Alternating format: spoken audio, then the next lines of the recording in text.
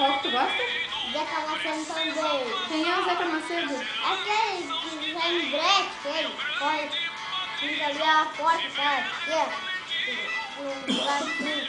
E lembra aquela uma vez, eu tava dizendo, quando tá dizendo, qual a música, pai?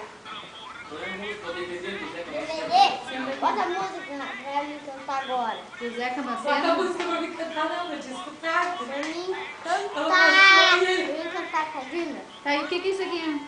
As maneiras, As maneiras do quê? cavalo. Cadê teu cavalo? Vamos ver. Não, a Dina vai pegar o cavalo. Vou manear hoje. Maneia o cavalo aí. Vamos manear. Vai botar a música do Zeca Macedo pra mim, tá, Dina? Tá, e o que é isso aqui? Esse. Sal. Do sal? Então maneia o cavalo aí. Mas ele não consegue gravar as músicas pra cantar e eu acho que na idade dele eu já deveria. Ela é muito... Ela enrola tudo.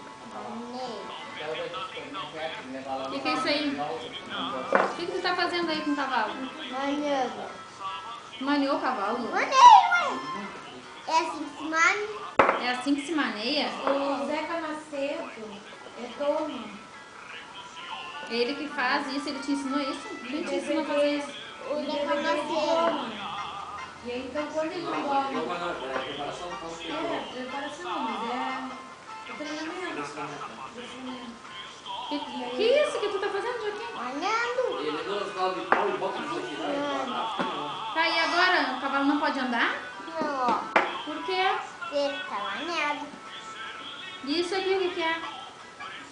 Do sal. Ué, Sobrou uma maneia, o que tu vai fazer com essa maneia? apertar as patas. Já tá apertado. Ué, tem que juntar. Aumenta o cabresto agora. Se eu aumentar. Aumentar o cabresto. Pra Só que quê? quem apertar as patas deve ser botar a maneira de trava, porque Ele já botou? mais cara do corpo. Só comprei. Tá, e me fala da tua petiça. Como é que tá a tua petiça? Tá bem? Tô dando sabor, botando a coqueira. Tá Tá, gente. bem.